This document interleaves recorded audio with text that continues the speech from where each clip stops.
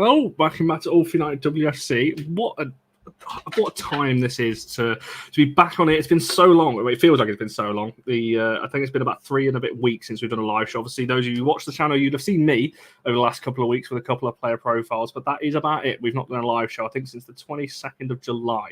And speaking of being for a long time, look who we've managed to get back on the channel again. Young Charlie below us. I've turned to Barry now with the old young Charlie as well. There we go. Give you the full introduction. How are you doing, Charlie? It's been such a long time since you've been on, over 3 months since you've been on the channel. Yeah, I'm all right, thank you. Miss you two lovelies, obviously, as per usual. But excited to be on the show tonight. Lots of positives, I think, probably to talk about, which would be good after a pretty morbid last season. So yeah, glad to be back. There we go. And Barry, for yourself, how are you doing? It's been a while since I've shared a panel with you over here. Yeah, tell me about it. We're usually over in the on the other channel, really, aren't we? Yeah, we've not really been on here much because you just go and sit on TikTok all the time and leave me alone, and I just have to gate crash on the All For United TikTok instead and just sort of say hello on there. But yes, it's really good to be back. It's nice to be talking about the club that we love, and that's what we do it for. So yeah, can't wait to get into the nitty gritty and chew the fat. There we go. See, we can see all your comments. It's great to see you all back as well, because when we do pre-records, like I love doing them, and we'll continue to do the player profiles when obviously we get signings over the line. But it's not as interactive, so we can see you all in the chat again. Welcome back, and great to see you all in there as well. We were hoping to talk about the pre-season game, but as you would have all have seen, we've got very limited information. When I say limited information, we know the score, but that's about it. Obviously, I know that on Twitter there's been some talk of the goal scorers and things like that. I'm not going to go into that purely because we've not had that confirmed ourselves, but we'll see what happens. We might get a match report, we might get a tweet, who knows? But we beat Durham 3-0 today, but that's all we can talk about for now. So maybe we'll revisit that towards the end. We'll see what happens. And obviously we're going to talk about Parris, Keats, Parris and Keats, the same person, Parris and Evans, a little bit as well, and things like that. But because it's been a while, Charlie, I want to come to you first and just talk about how you're feeling so far with the transfer window that we've had. We've had quite a few ins, 5 ins, or 4 plus Mallard, obviously, on a permanent, if you want to look at it that way. How many outs is that now? 4 outs currently confirmed, soon to be 5, which we'll come to in just a second. But yeah, where's your kind of head at the moment? Because when we compare this to this time last summer, it's night and day in terms of where we were then. Yeah, it felt like... well, with United, historically, men and women, things have been fairly delayed or last minute, haven't they, with regards to getting signings done? So it's been actually quite a nice surprise that they've been so efficient and effective with getting signings done, which is really positive. Although I do feel like I'll miss that. I do get a little bit of a weird kick out of the stress of like transfer deadline day, but obviously I don't think we're going to have to worry about that at all with the fellas or the lady ballers. But it's exciting. I think really, really good signings. I think obviously there's a few big names that have gone, haven't there, with regards to sort of history at United, with Zellum going and Mary Earps. They're big players for us and have been big leaders during their time. So that will be a loss. It'll be interesting to see who comes in and sort of takes on those roles of leaders on and off the pitch. There are a couple I think that will step up to the plate. I'm excited to see who they make captain. But with regards to the signings, I think they're brilliant. I think they're really exciting signings.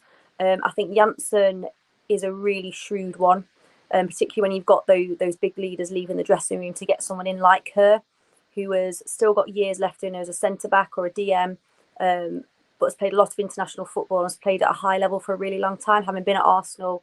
I think she was there when they last won the league, which also feels like 84 years ago. And then obviously at Wolfsburg, where she won loads of Bundesligas and whatever their version is of the FA Cup. So she's a seasoned winner, won a European competition with the Netherlands as well. That's exciting. And obviously Turlen's phenomenal. We got to see her this year twice, and she is an incredible player and has actually been in amongst the Norwegian international side longer than you'd think, considering how young she is, and started to score a fair few goals for them. So she's exciting. I think Sandberg's an interesting one. Again, I know she's been at BK Häcken, who have been on the rise the last few seasons, sort of consistently finished second. So it's an interesting move for her, because obviously we're not near where we want to be at the moment. So she must have seen something in the project. I'm just going to reel through all of them. I don't know if you want me Awujo is exciting, good new talent in a position that we've been crying out for, I think, as a bit more of a holding midfielder, defensive midfielder, but also creates things and builds up play really well. And then I'm absolutely buzzing. The one I'm most excited about is keeping Melvie Mallard. God, I'm sure I've said to you last season, I don't care what happens this summer as long as we keep her. And I never thought it was going to happen when we didn't get Champions League football. So to have a character like her and someone who I does think has those skills and qualities to be a positive lead amongst the squad, I think is really important. So normally with Earps and Zellum and those players going, I would be anxious and worried. I feel less so with the players that we've got coming in, and on sort of 3-year contracts for a lot of them, which is again a really, really positive sign that they're in it for the long haul. That's exciting. I'm just desperate for the season to start now with the flipping Olympics, which I love, by the way, love the Olympics, but it has made the season start late again. So I'm just desperate for it to get started, to see everyone and hopefully then make a really good start to the season at hopefully a packed out Old Trafford. The end. No, absolutely. It's truth with you. Awesome to hear your thoughts as well. No, I want to dive into kind of specifics a little bit as well on some of the things you've just said in just a second. But obviously, Alex as well, thank you for coming back. Hope you've had a good time in Croatia as well, and appreciate all of your comments. NT as well, I did bring this up a second ago. It's good to be back doing a live one because we get to see your comments and engage with them and things like that as well. So yes, it's good to be back. They will be more regular now as we get closer to the season as well, which is good. It's exciting. It's getting back into it as well. So that's good. Barry, before we dive into, I guess, some specifics of the players and things like that. Like I said, we were kind of talking backstage. By this time last summer, we'd only signed Gemma Evans and Evie Rabjon. So the two signings over the line at the time, I believe. I can't remember. Jace was around this time. It might have actually been like tomorrow. She was at Old Trafford, the men's first game of the season, because I was there. And I remember that's when it started to come out that people had seen her. Yeah, it was around this time. It was around like the 16th, I feel like. But so 2/3. Obviously, we've got 5 currently and positions that we needed. Yeah, let us know your thoughts, Barry, on the window so far. And I said 5 confirmed in. It was one of those tricky ones, wasn't it, last year? Because we were on a bit of a high because we'd had a really good finish. But obviously we knew that Honor was on her way out and she went, and it was all terrible. And it was one of those really tricky ones where, you know, we were sort of stuck, really, because we were waiting to see what was going to happen, who we were going to bring in. We knew that Jade was likely to be the one to replace Honor. We knew that was going to happen. I think we all looked at Gemma Evans and sort of went, well, okay, that's an in-depth sort of signing. It's not necessarily somebody who's going to come in and remove Maya or move Millie, and that was never ever going to be the case. And then, of course, had Evie Rabjon, but again, she was young, so you're thinking, well, this might be somebody who's more for the future rather than immediately. And I think that was the thing. We couldn't really see at this point what the club was planning. I think the difference this year is that we can see that now. As you said, the business is done early. It's always so important because, you know, I know you're not really wanting to talk about pre-season, but they need to have one. If they don't have a pre-season together, it can be quite tricky. And it's another 5 games as well to knock off of the 40 that people need to play to get to know, you know, what everybody's doing. So that's a handy little thing. So I think that is important. The fact that we've got these girls in nice and early, they're going to have a nice pre-season. They've got to know the people.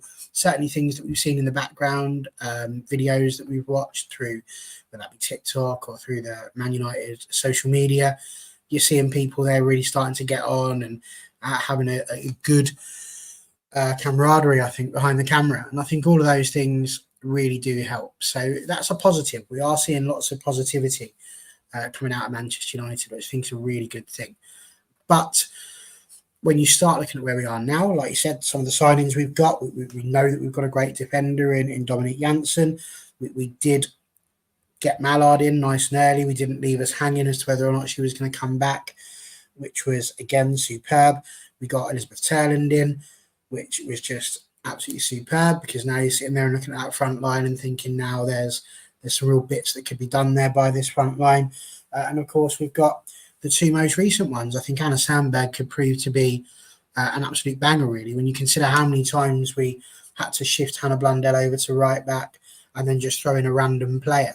The fact that we're going to have a left back who is a left back I think is absolutely superb. So we've got that depth that we need there.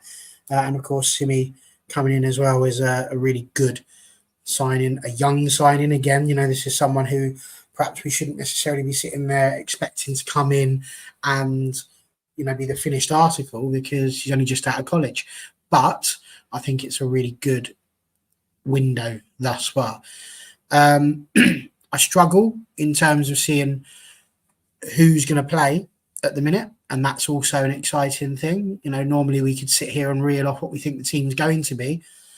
I think if we were to try and do that now, we'd probably struggle just a little bit to come up with one that's exactly the same with all three of us. And I think that when you start getting to that point, you've got a good squad that's being built because there's options, and options are vital for managers across the Football League. There's also oh, sorry, Connor. Go on. No, Karen. I've got the comments up as well from people watching that has like triggered things as well. See, we've talked about the 5 new signings that we've got in, but I think there's other players that were already ours but will feel like a new signing. So Grace Clinton, you think this year's got to be the year for her, not for her to show what she can do. We've seen that now on 2 loan spells, haven't we? We know exactly what she can do. Where we've got to find opportunities for her to be playing regularly. She is like a new signing for us. Was also obviously Gabby George coming back from injury, which again we talked about last year about the fullback position being threadbare. I think Barry, you kept talking about that in the build of the season, going, "What are we going to do if there's an injury? What are we going to do? What are we going to do? What are we going to do?" And I think even Janssen has played as left-sided centre back and also a left back really, really well when required. So we've got added. I want to say padding there. That's not what I mean, but we've got extra people there. Emma Watson, who is again still young, but I genuinely believe is going to be a superstar from what I saw of her before she unfortunately got injured. She's now in there. And we also have to remember that Miyazawa had a fairly good start, but then was injured for quite a lot of the back end of the season. So she's another one that, again, it's like that. It's that nice problem, isn't it? And you look at things now, me personally, I'm excited for Fallon Tullis-Joyce. My favourite gif of all time is her barreling that Liverpool player out of the way in the Conti Cup and make that phenomenal save. But we're at a point now where we've got lots of opportunity, lots of players in that squad who need to be playing. So you have to give them opportunities within the league, but also when you look at the cup competitions, things like the Conti Cup, there is a genuinely really strong side that can be put out in that as well. So you have to start taking those sort of competitions really, really seriously, because we are now full of play. We've got a lot of players that deserve to be playing really, really regularly. And if there's one thing that people have noticed about Mark Skinner and have criticised, whether it be rightly or wrongly, depending on the season we're looking at, obviously 2 seasons ago it didn't matter, but last season it perhaps did, where there wasn't that rotation happening. I think you look at that squad now and you think there's lots of players that deserve to play, and not just for 5 minutes at the end. So it's a really, really good problem, and I really hope he makes the most of that starting 11. And someone just mentioned Rachel Williams' contract. Like there's all sorts of there's loads of opportunities there, lots of different types of players, and of course you need a regularity in your starting 11. You can't just be picking 11 different players all the time, but we have to look for and find those opportunities for players that maybe aren't starting week in, week out, to get a good go, to get a good kick of things, and to be able to make a difference. No, I agree with what Barry just said a second ago as well. As talking about, obviously, we at the moment, when we're trying to pick our 11s, and we are going to do a full-on show on this when closer to the end of the window, when we try and pick our 11 that we would like to see. At the moment, there's a couple of positions I really don't know. You could go with anybody there, and I'd be pretty happy with that because of the options there. And obviously, you're right to bring up the 3 players like Gabby, Grace, and Emma that are coming back into the team that were not around last season. Hinny's another one who she did an interview not so long back. And she put it on her Instagram post actually when Japan got knocked out of the Olympics, where she was talking when she came back from injury. She didn't feel as good as she was before. She really struggled with that after her injury.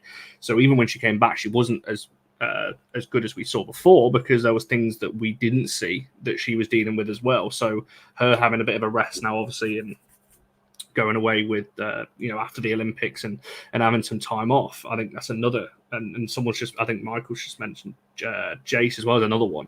Her having a year to bed in, learn the language and all that kind of thing, and bed in more with the team is only going to benefit us in the long run. So there's lots of positive. Really, Mike, honestly, when we come to do this show and we're picking our 11s, that I think is going to be the most difficult because you've got quite a few players for those positions and good players as well, which I'm really excited for. I want to come to the kind of individuals, and obviously we spoke all summer, and I'm going to start with the fullback. And Charlie, in terms of the importance of getting a fullback over the line. You mentioned Jansen can play there as well, but Anna Sandberg is the one that we've been saying all summer that this summer is probably sitting around a 7 or an 8 out of 10. A fullback would bump that up because we needed to get one in. Obviously, with Evie Rabjon out for pretty much the season with her ACL as well. On the right-hand side, you've only really got Jade. Hannah can obviously slot in there as well. On the left, it would have been only Gabby as well. So is that the most important sign, do you reckon? The fact that we've got a fullback in now who, as Barry said, is an actual fullback and adds that bit of quality as well. Yeah, I think it's massively important, particularly when you obviously poor Gemma Evans was having to slot in there a lot, wasn't she? I know she's off to I was going to say something really rude there. What is it? It's pre-Watershed. She's off somewhere else, isn't she, potentially? She was having to play there and got vilified a fair bit. I think it's really, really important. I think goalkeepers and defenders are such an important part of build-up play now, just across football, aren't they? It's so key. And you can see that our build-up play was so stunted last year because we didn't have, I think we talked about square pegs around holes, having to shift players around, not necessarily the centre-back pairing, but we're having to shift fullbacks around constantly and play players out of position. And that impacts your centre-back pairing because they don't have the consistency either side of them. And that was something we did have 2 seasons ago. We had consistency of fullbacks and Hannah and Anna were brilliant. So having players that can play in those positions as their favoured positions, I think is really, really key. It makes it a little bit less one-dimensional with a build-up play. We're always trying to go down the right through Jade, and then Jade would get injured, so we couldn't, and everything was going to having to go central. So it offers a different dynamic. So yeah, I think it's massively important. Can't shy away from the fact that when Gabby got that horrendous injury, we were just pretty poor from that point onwards. Not that it all just relied upon her. There are 11 players on the pitch, obviously, but it helps massively. And I think Sandberg is a really, really exciting proposition. And like I said earlier, it's a big move for her because Häcken are obviously in Sweden, historically a really successful side. In the last 3 seasons, have finished second consistently, and they get in the Champions League football. So she's obviously seen something about what we're doing that she wants to be part of. But I think she'll be key. What will be interesting is obviously, is Gabby George going to be fit for the start of the season? Is Jade going to be fit? So that's the thing, isn't it? That's really exciting. Whereas before it was like, yeah, it's going to be Gabby, it's going to be Jade. We've paid a fee for Sandberg. Paid a fee for us. It was a record fee for a Swedish player. Yeah, it was a record fee, a couple of days ago. It was a fee. So again, you've got to think she's going to be. Gabby George might not seamlessly slot back in, but it just makes things interesting, doesn't it?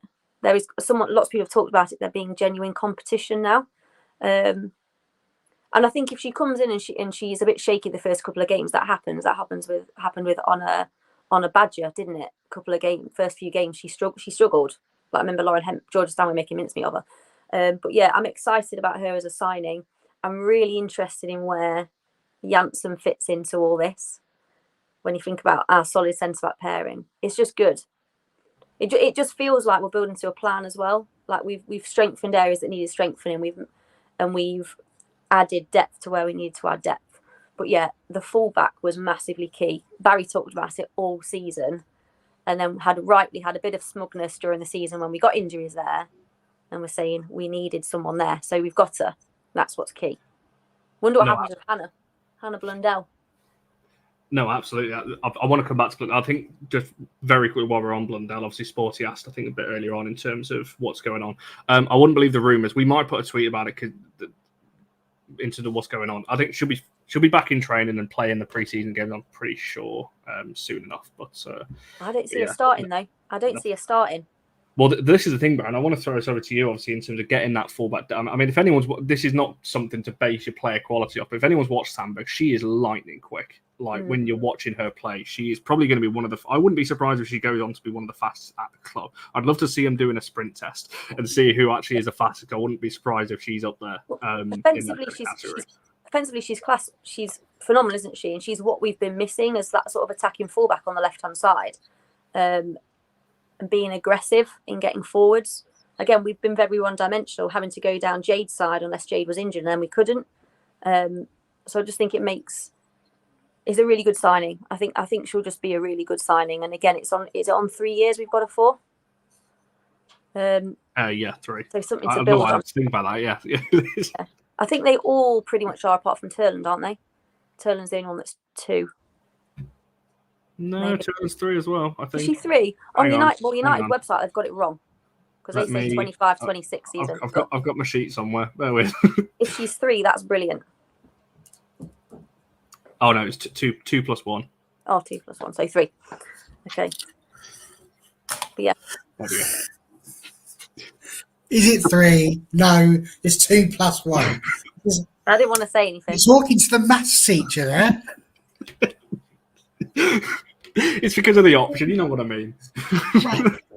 It's like going into McDonald's and going, no, thank you, I don't want an extra value meal. I'd just like a Big Mac, large fries, and a large drink. Jesus. No idea what's going on with you, boy. Left back, you were saying. Is that what I was talking about? Yeah, Sandberg, left back. I think the most important thing about anything when it comes to football is that you have enough people to cover your positions. So in an ideal world, you want 22 players in your first team squad. All right? It's as simple as that. And we didn't have that last year. We sort of felt like we did because we had, of course, Gabby George and Hannah Blundell, but we didn't have the right back. That was the thing. We didn't have the full-back situation locked down on the right. And that's exactly what happened. As we said, Charlie says it and she says it right. I did keep going on about it. People had probably had enough of it. It's nice to know it went in to somebody's head. Just wish it had got into some of the people in charge. But this season feels different because we do have that. We've got the players that are coming back, as we said, from injury, people that have come back from loan. And now all of a sudden we're looking at a squad where, in an ideal world, you'd want to be having a sort of a Conti Cup squad and a team that would play generally in the Conti Cup when they start, and a WSL / sort of FA Cup sort of team. And I think we've got that now. We're in a situation where every position has got somebody who can step in, somebody who can be that replacement. And they're of good quality. Hannah Blundell is not a bad defender.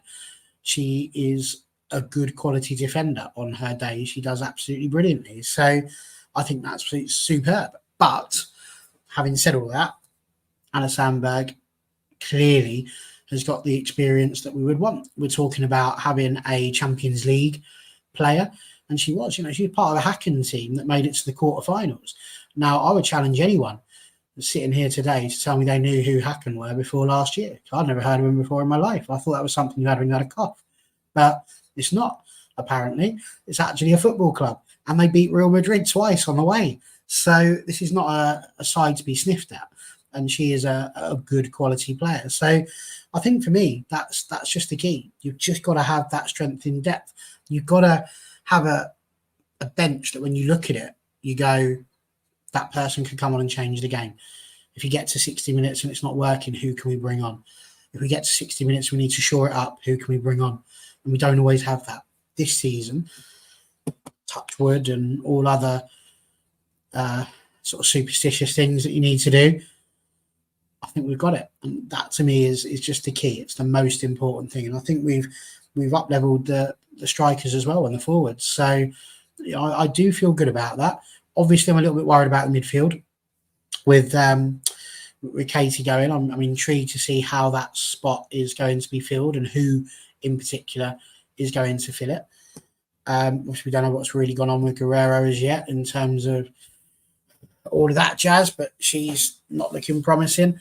I just think for me, that's my big thing now is what's the midfield going to look like? Who is going to sit there? Will Hayley Ladd play? She was in the photo that was tweeted by Durham. So there's obviously a chance that she may well go in there. But who else? Where's it going to be? Will Grace Clinton play? Are we just going to go single pivot? Are we going to go double pivot? That's what I mean. There's lots of questions, but all of those questions at the minute are positive questions. And this is why a pre-season for us as fans would have been lovely, because we'd have had the chance to see this and we could start working it out in our own minds rather than just having to wait.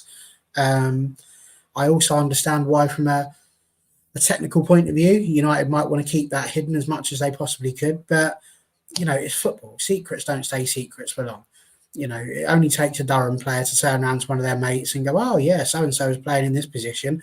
They go off, have a cheeky kebab, have a chat with somebody else. That person lets Dave down the street know. Before you know it, he's walking the dog and everybody else knows because he's talking about it on loudspeaker. It's not tricky to get this information out. You really don't need to be Hercule Poirot to find this stuff out eventually. Miss Marple's not sitting waiting around the corner.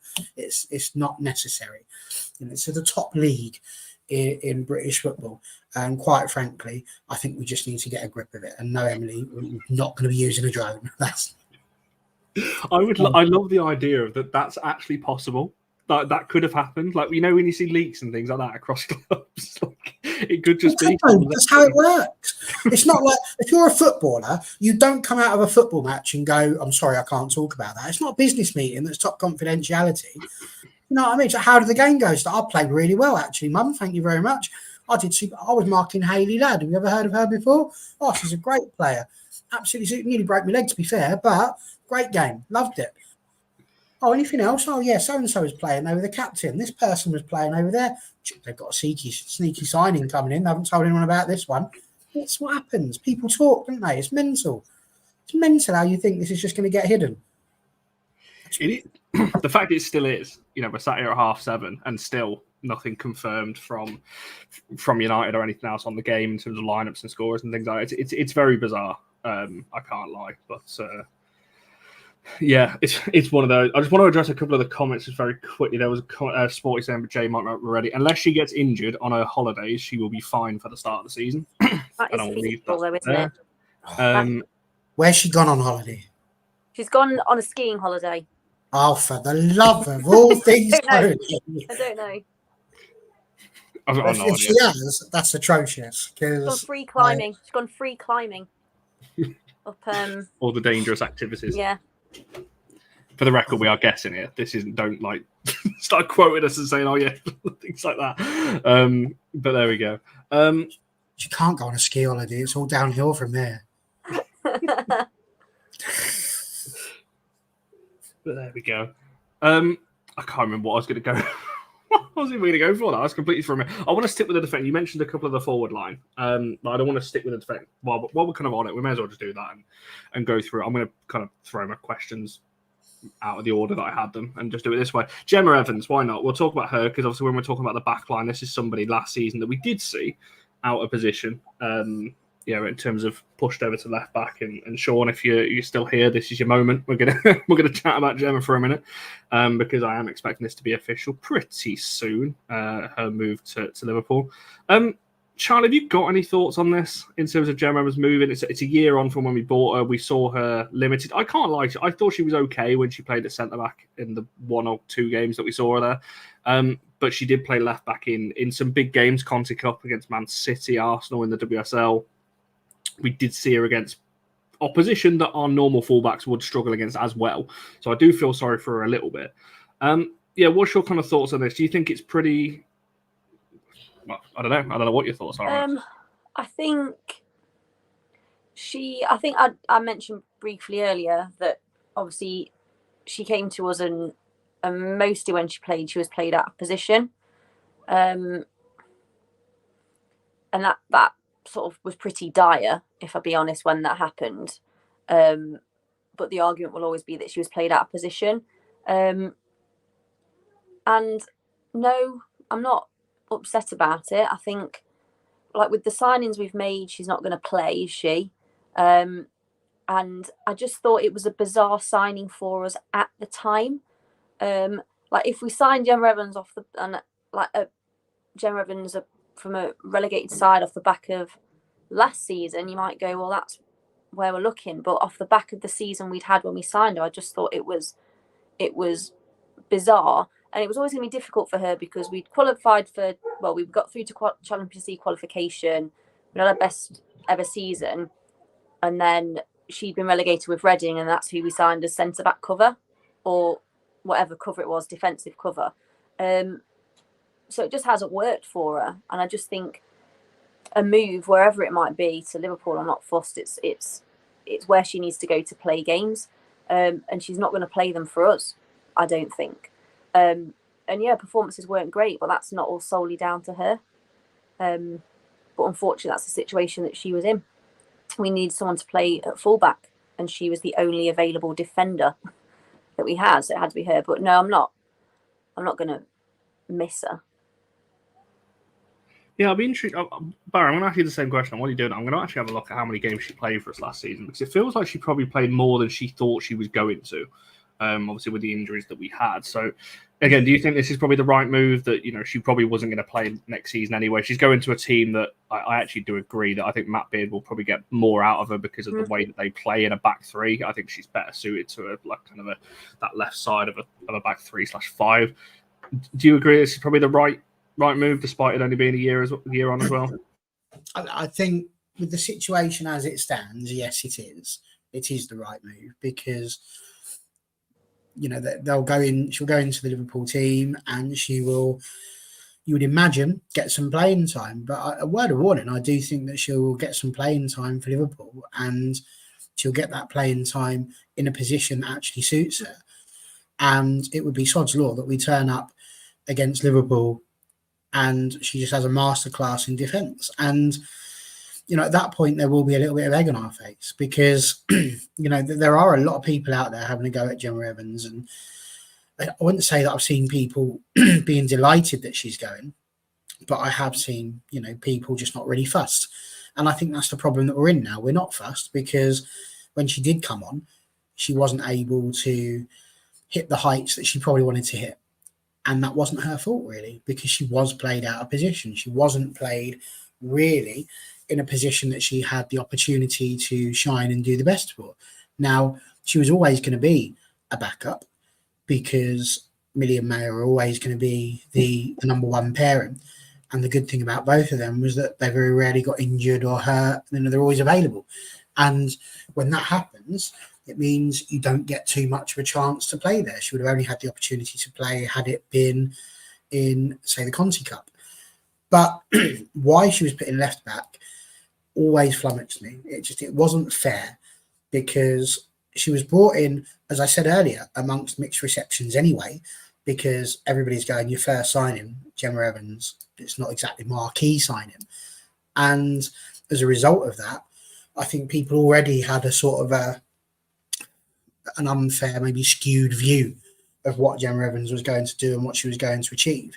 And then the next thing you know, she's playing at left back. And she did have a nightmare. She did, but then that's not her position. If you put Fallon Tullis-Joyce up front, I don't think we'd be sitting there going, oh my God, she's amazing, she's better than Messi. It's not going to happen. She'll do all right. She'll give it a go. She'll try the very best that she can, but it doesn't change the fact that you put her in goal, you'll see her be a better player. And I just think that was the case for Gemma Evans. You know, she had some reasonable moments, but I just don't feel that it was particularly fair for her. So genuinely, I wish her well. I hope she does go on and do quite well. Obviously, I don't want Liverpool to get anywhere close to where they did last year, and would like at least our spot back. I don't want them finishing above us. But having said all of that, I do think that people will see a better Gemma Evans if she is played in her position and regularly.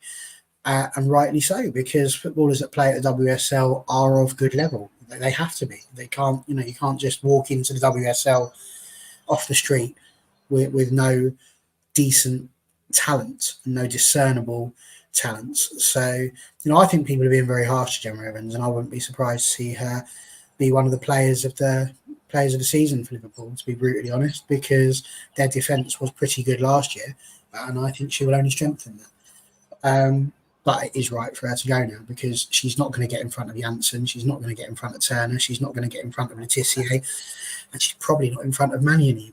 So if you've got to wait for four people to either get injured or move out of the way, you're not really going to get your first team football. So I think for me, yeah, it's the right decision for her and her career, and for Manchester United, because she will be surplus to requirements. But I do feel very, very sorry for her, actually, because she wasn't given the chance to shine. She was sort of, it's a bit like, I don't know if you've ever seen it. You know that geezer in the old Greek mythology who used to have to push the boulder uphill?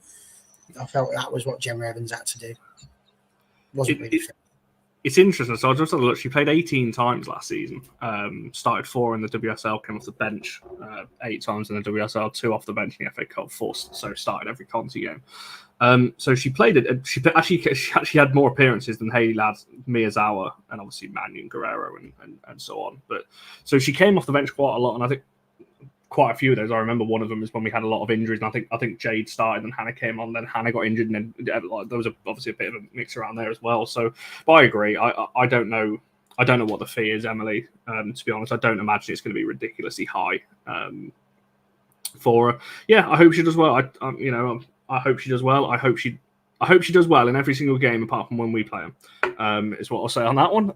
Because she was incredibly liked by the squad as well. You know, she was a very likable person in and amongst the dressing room. So, yeah, I wish her well over there and played in her actual position. So I did feel sorry for her. I said it a bit earlier on. She played in fullback in particular in games that are the toughest in the league.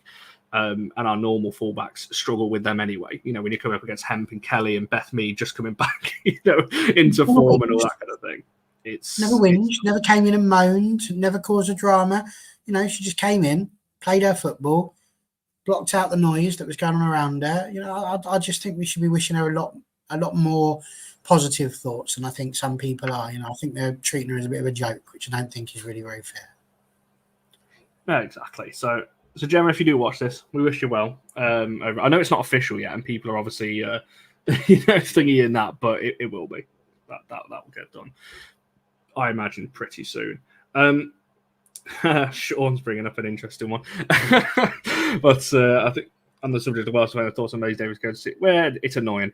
I can't lie, because I think that's a whole other conversation about what's actually going on with our under-21s at the moment, because it's not just Maisie Davis. There's every day there's another academy player that's left to go somewhere else. We've had another one today. There's certainly questions I think to be asked about the pathway potentially for our under-21s, because nearly all of them have gone, which is interesting. But I'm gutted from Davis's point of view, to be honest, because her and Lucy Newell were 2 players a couple of years ago we had our eye on as the next kind of up-and-comers into the first team. And one of them is now gone. So, a bit frustrating. But there we go. What should we move on to next? Should we move on to the kind of, the forward line? Because I want to talk about Parris as well in a second. Charlie, I'll come to you first on this one. Then, obviously, the 2 forwards that we have brought in Turland. I feel like I'm missing somebody.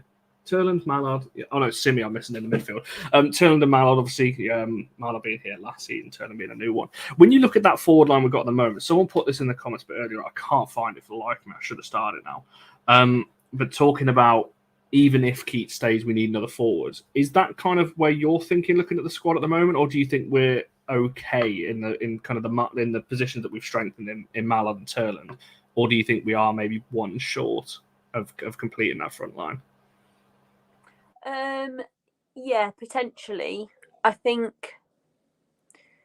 I know again we're going to discuss this another time on the show, but I would assume, but it might be completely wrong, that you go Mallard, Turland, Jace as your front 3, and then you've got backups of Galton, Williams, and Parris if Parris were to stay. And no one bloody loves Rachel Williams more than me. Maybe her mum. I don't know. Her mum might love her more than me. But she won't. I can't see her having much longer in her.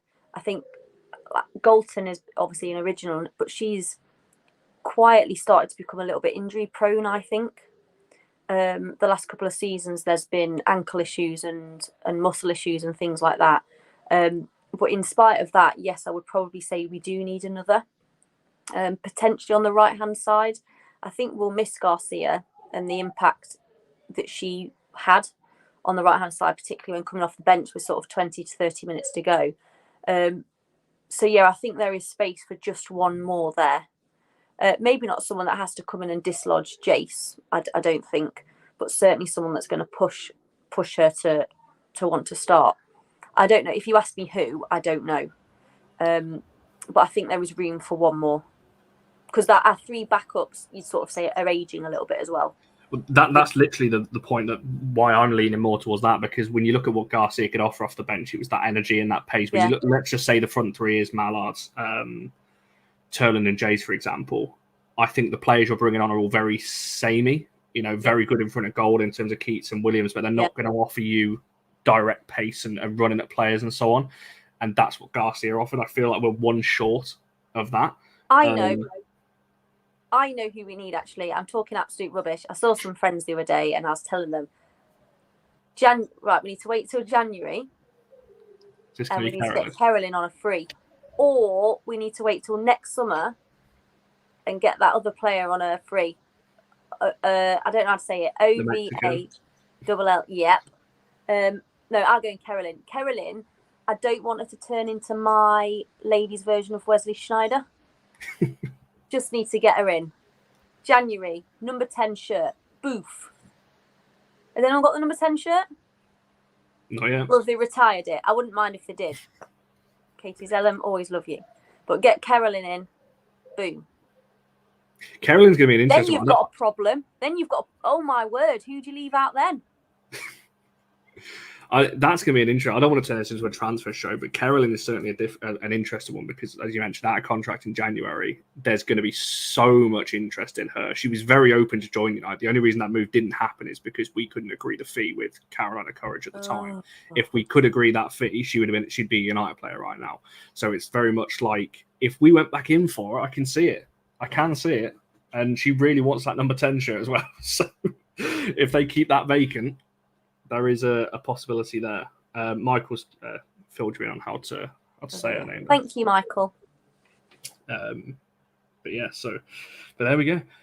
Barry, what are you thinking in terms of our front line? And obviously, at the moment, Keats is still a United player. So our options essentially are Galton and Mallard on the left, potentially, Turland and Williams down the middle, and Jason and Parris off the right, if you look at it as kind of 2 per position. Do you think that's enough? Or do you think we're going to need another one regardless of what happens with Keats? Very interesting that you say that, because I've just written down all of the forward members of the playing staff that I could think of. And we've got Rachel Williams, we've got Elizabeth Turland, we've got Melvin Mallard, Leah Galton, obviously Parris, but if she's not there, then not Parris. Jays. The other thing I've noticed as well, just so I always write down the initials of players. And last year really wound me up because I typed down LG and I'll be like, I'm going to have to differentiate that because it could be Lucia Garcia. It could also be Leah Galton. And I wrote down ET. And now we've got 2 ETs, which is unusual because obviously we've got Elizabeth Turland and Ella Toon. And Ella Toon is the second person that was there. You've also got Emma Watson, Grace Clinton, Miyazawa. So actually we've got players here going forward that we might have a formation change. Again, this could be another reason why we're not seeing things that go on in pre-season. There could be, a little bit of jiggery-pokery going on in terms of what we're doing with our front line and our midfield. We might have a little change about. Who knows? But I'm not sure at the minute that I do. I think there's enough forwards there for us to be able to do things with. We've seen Miyazawa go out on the left before. We've seen Toon go out on the left to the right before. It's not ideal. It's not perfect.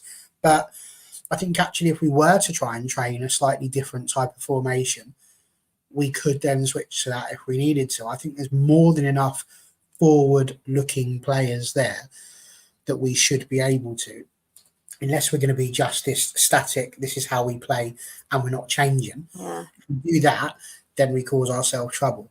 But if you start thinking to yourself, well, actually, why don't we have maybe 2 strikers and then put 1 in behind and you've got your wingers normally, that's fine. Well, why don't we play, 2 up top, a false 9, change it about a bit. Have a little bit of a thought about how you want to do that. Maybe have 3 going on that are attacking midfielders and the 1 forward so that we're not playing wide. We play a bit more centrally. This is about us having the tactics now. The players that we've got, there's more than enough there. Yes, you could go out and get another winger. Of course you could. But actually, I think there's also a bit of this is where you sort of need to earn your corn in the coaching department because the players are there. Like just the quality of names that I just read out there, including the ones that are coming back. I don't see any reason whatsoever that all of that. I didn't even include Simi. And, you know, she's got the potential to sort of roam forward a little bit if she wants to as well. So, Charmed me. What's the point? You've charmed me there. I was thinking, I was just based off the rigidity of wanting to play 4-3-3, which is basically what we play, isn't it? But you're right. We need to move away from that rigidity. I think it depends. Miyazawa is another option. Yeah. Again, Miyazawa and Watson are two players that can play out wide should you want them to. Emma Watson has played a lot of games off the right wing and has played striker for Scotland once or twice as well, but I wouldn't be playing her there. But she can play on the right. She's played a lot of minutes there. So between her and Miyazawa, who also plays in the front three for Japan, although was playing fullback for Japan in the Olympics just gone, that was a whole other conversation, playing kind of a wing back role as she was. But that's what I'm not too. If we don't get one in, I'm not like going, oh, that's ruined our transfer and everything. I'm just looking at going, I would like another one. It's more of a like than a want. A like than a need at the moment. A want than a need, rather. I think on that one, rather than a fullback. The things if you do that, who's missing out of that list that I've just given you? Who are we turning around and who's going to be the Irene Guerrero of this? Hopefully, who's going to be the Bilderbo Risa of the season before? Who's going to be that one who never played? Some of them won't be in the matchday squad at all. That's what I mean. So I'm sure I WhatsApped you, Colin. I was trying to put together a starting 11 and matchday squad, and I said I need 12 subs. I need the FA to allow there to be 12 players as substitutes. But again, great position. Not for the ones that don't make it, but as a club, if you're trying to push to be right at the top of the pile, you need to have a situation where. Well, you've said, Barry, haven't you, 2 players in every position that can come on and maintain positive performance or improve it where necessary. And that will mean something will have to miss out. We're not mentioning Arsland. If it's not the end of the world.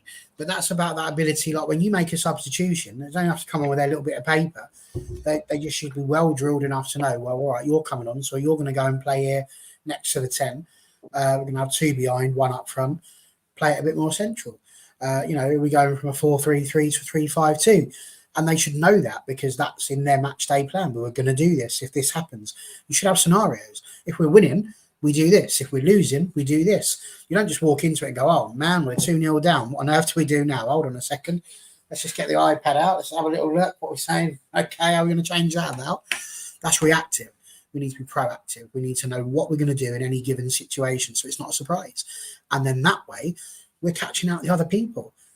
You know, when you're Jonas Idavow and you're sat there, it's going to take you that 5-10 minutes to just sort of go, hang on a minute, what have they done here? How have they changed it? That bamboozles them. Take advantage. Nick a goal or 2 at that point. Beautiful.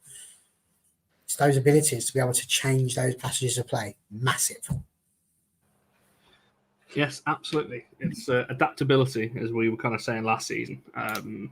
And things like that. So it's exciting. I want to move on. Well, I say move on. I want to stick with forwards, obviously, and talk about Keats because I'll put her in the title as well. The report from Tom Gary the other day that Newcastle United are interested. Now, I've said on a number of shows, whether that's on here or on the Women's Football Channel, that Newcastle are spending a lot of money this summer and have done.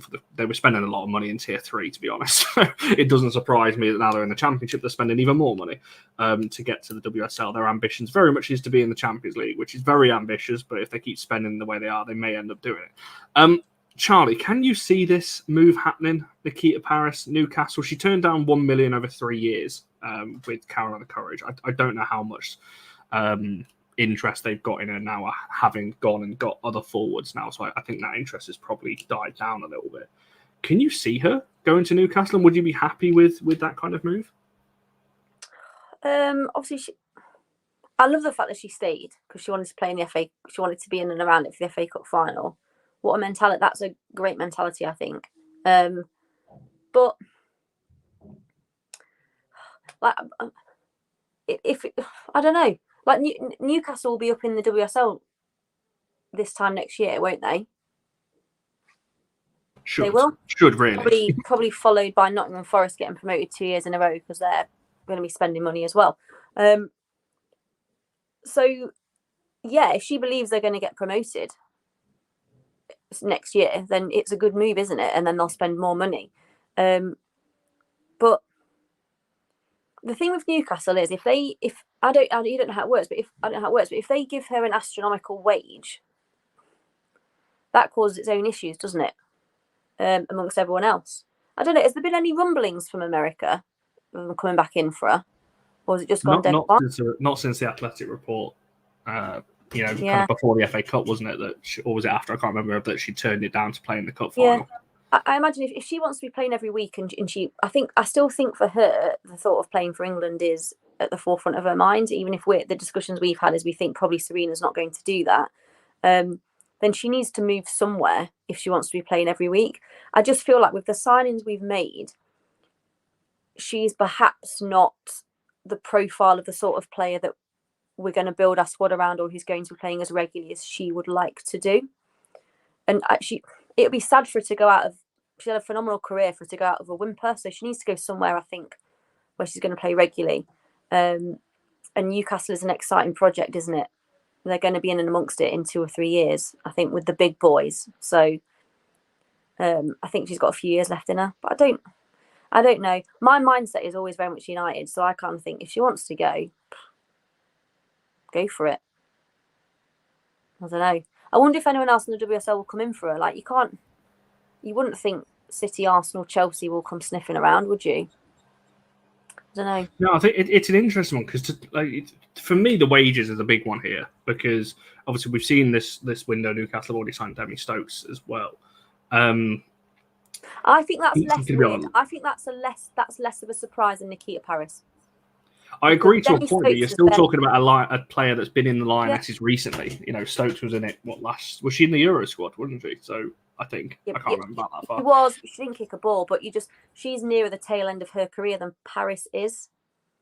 I know there's not a massive age difference, but I just feel like for someone like Demi Stokes, who's more like the old guard of women's football, I think whenever she played, she looks like someone who sort of played women's football 10 years ago. You can see a difference in some of them, whereas Nikita Parris looks still like a modern footballer, but just probably isn't the profile of what we're going for.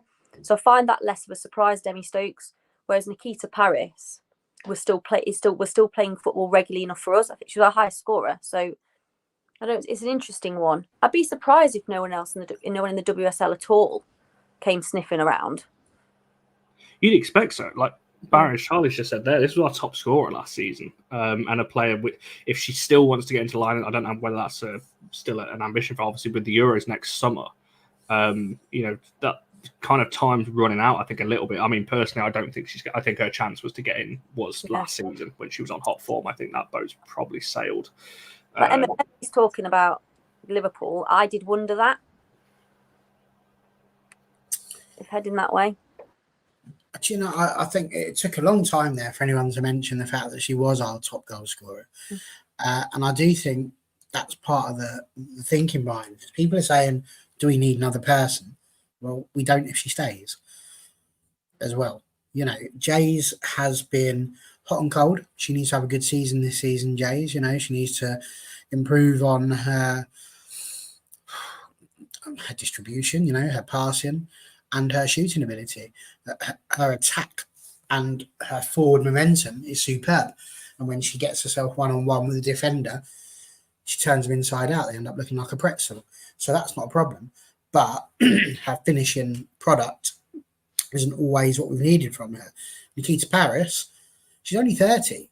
She's not. It's not like we're looking at her and going, "Oh, she's in the twilight of her career." She is definitely closer to the end than she is to the beginning. But we can still easily get a couple of seasons out of Keats. I just feel like the fact that she turned down a club to stay with us for the FA Cup shows that she wants to be here, because she could have very easily just walked off. Yes, it was the chance to win a trophy, and that was always going to be helpful for her.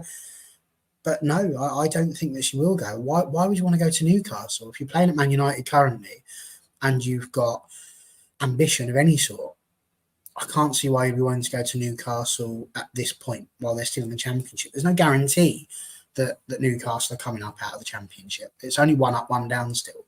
So only one team's going to get that. And we saw how close the Championship was last season. There's about 3 or 4 teams fighting it out. And there's, 2 have come up as well. So it's not just Newcastle that have made it up into the Championship. So I think there are many, many, many different possibilities there. Could she go to America? Of course she could.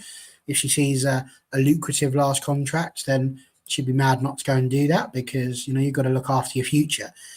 But for me, again, we're sort of doing it again with these players, aren't we? This is someone who came in, was told that she was a dead player effectively. She wasn't any good.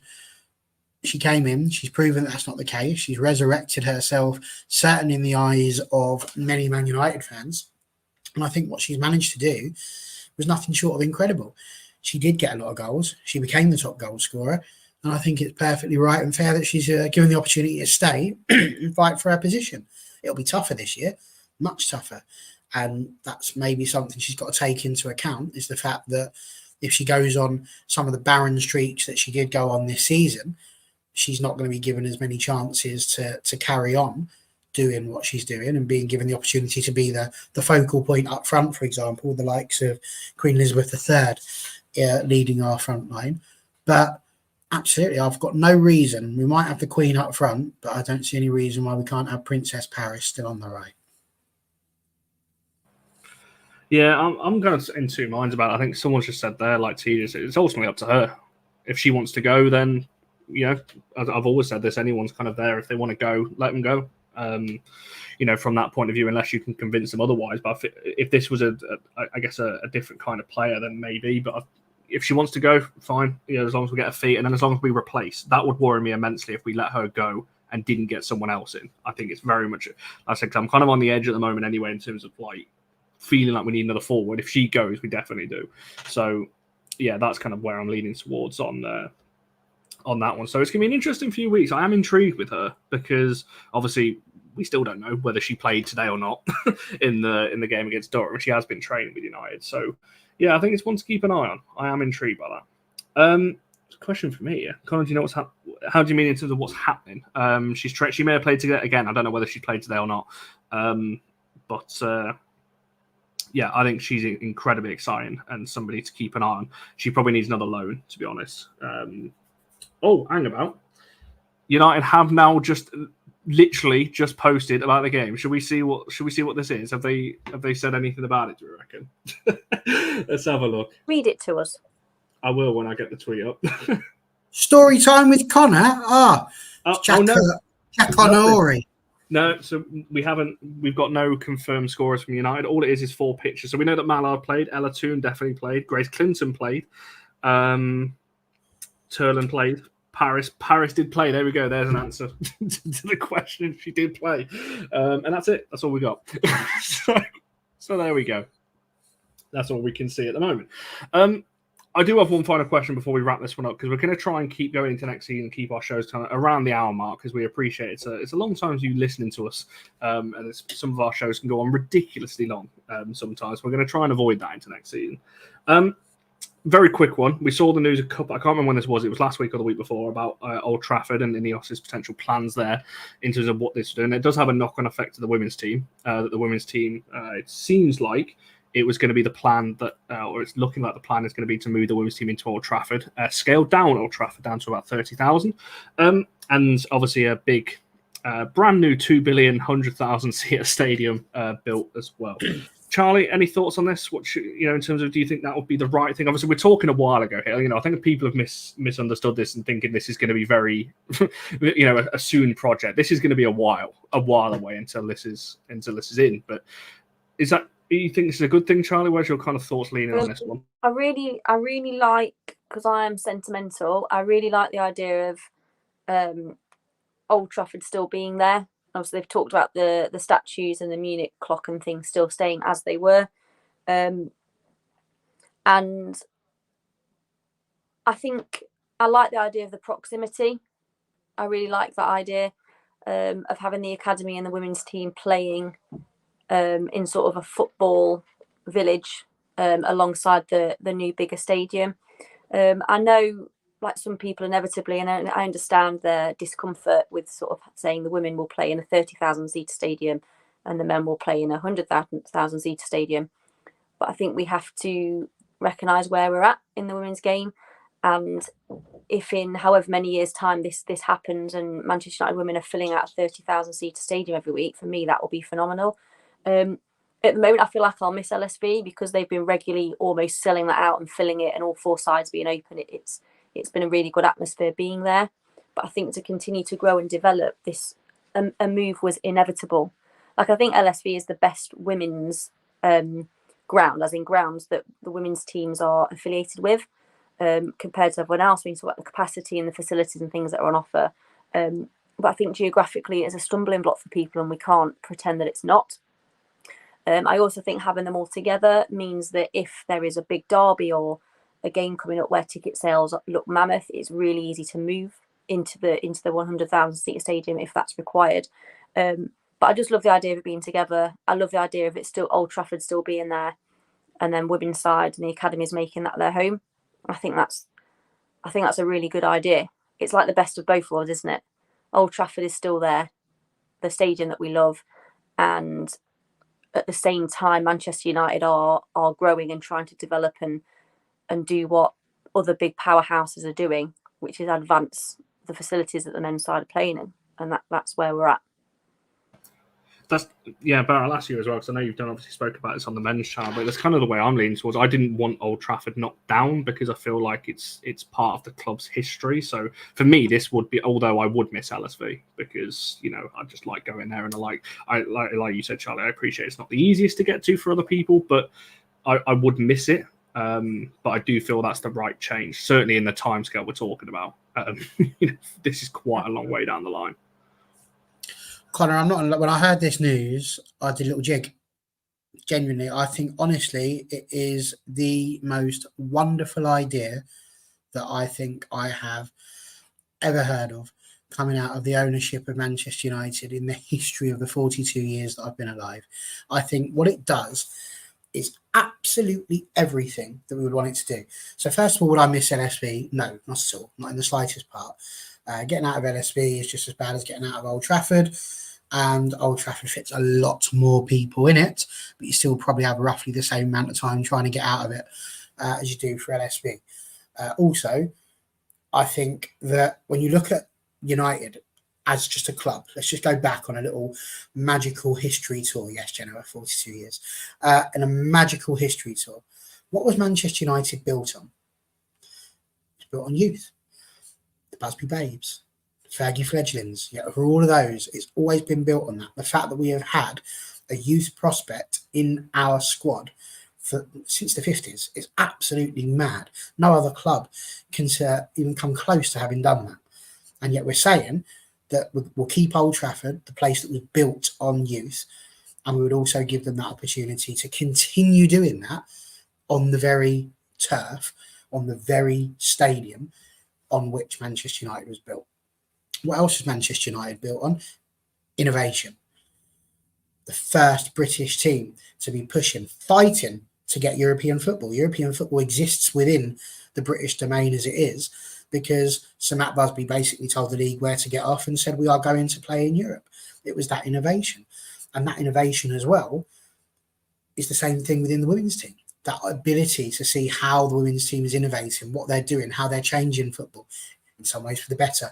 All of these things that they are doing, and then putting the women in there as well so that they can continue creating their own history to add to the history that Old Trafford has got. I genuinely cannot think of a better situation. Nobody wants Old Trafford to be renamed. We don't want it to become the Domino's Pizza Express Ask Stadium. We just want it to be Old Trafford, and it can stay that. It can just be Old Trafford. And this 100,000 one that gets built, 100,000 seater one that gets built behind the Stretford end, they can call that whatever they like because it's got no history. Nobody cares.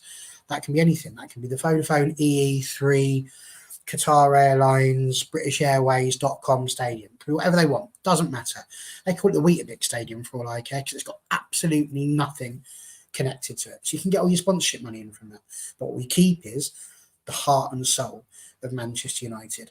People have played there that have quite literally given their lives for this football club. And that staying and not just being picked up and moved, I think is just so incredibly important that this is, I'm really quite emotional about doing this. So I think that is absolutely the way they should go. And the thing is as well, if you're sitting there going, we're going to have a 30,000 sellout which is brilliant, by the way, if you're selling out 30,000 every single week. But then you get the likes of Man City coming along and you think, oh, do you know what? We're probably going to sell more than 30,000 tickets here. It's only literally a 2-minute walk. You ain't got to go very far to go and play in the 100,000-seater stadium. All the parking's still there. You haven't got to go, do you know what? I did have tickets for LSB, but now I've got to go half an hour the other way and find my way to Old Trafford. It's all in the same spot. So genuinely, this is just 100% the best thing. And there's a lot of bashing that's gone on of the leaders of the club and all of that sort of thing at various different points. But this, for me, absolutely beautiful. Best thing ever. So the best make it happen. Otherwise, I shall cry. Yeah, I think, as I said a second ago, I think it's the right thing. I didn't want Old Trafford removed for that very reason. I think this makes perfect sense in the long term. Like I said, when we're looking at the time scales, by the time we get to that point, hopefully the women's team are selling out, bigger stadiums like that is more than possible. So we shall see when we come around to that one. And it's one to keep an eye on, because obviously this has got to all go through the planning process and approved and all those kinds of things as well. There's a lot that goes into all of this. So ones to keep an eye on. But we shall wrap it up there. We'll be going for an hour and 5 minutes, so we're going to try and keep a lot of our shows to about an hour. It does seem like United now are going to start talking about the pre-season game, so maybe we'll get some information in the next kind of couple of hours, maybe tomorrow, who knows, maybe they might drag it out for the next kind of few days, but who knows. We'll be back at some point next week. As I said, we'll be doing live shows again more regularly now as we start to get, what we now, a month out from the season, just over a month. So 4 weeks until we can start really getting hyped for the season and all that kind of thing. And Old Trafford will be upon us. And speaking of Old Trafford there, obviously with the first game now being at Old Trafford on the Saturday. Yes, James Sandberg did play. Just looking through the pictures and everything else. So it's nice. It's nice to see our new signings in the red kit, finally, because we didn't get this when they signed. So we're finally actually seeing our signings there in those kits. So that's nice. it's only taken a few weeks, but there we go. Baron, you've unmuted. I feel like you were going to say something there. Yeah, I want to know when you're eating your burger. That's got to be done before the start of the season. You might feel like a whole month has gone by and I've just sat here and forgotten and nothing's going to happen. But you said you would do it. I'm sorry, the people are not going to forget. It's got to be towards the start of the season. I want to do it before the start of the season because I feel like it's a last season thing. So definitely before the start. Okay, so when we do our lineup show, that sounds like a good one. Oh, blimey, yeah. It makes mine look small. Because I'm very small. We're like the borrowers, really. You don't see us in real life. Oh, great show. Oh, dear. We have to end on a little bit of a different note, but yes, that shall be done. As I said, we'll be back next week. Make sure you're following all the socials, All for United WFC on everything. We're pretty active on every platform now, Instagram, TikTok, Twitter. So make sure you follow all of those. Make sure you're liking this video, subscribing if you haven't already. We're on the road to 3K. We're very close now. We're into the final 100. We've gained a lot over the last kind of couple of months. So if you could hit that subscribe button, it's free, literally down below somewhere. It'll be over there somewhere. It'll be on that left-hand side of the screen. So if you could drop a subscribe, that would be much appreciated. Thanks to everyone in the comments. You've been amazing as always. We love reading through everything you guys have got to say as well. Have a good weekend all, and we shall see you guys in the next one.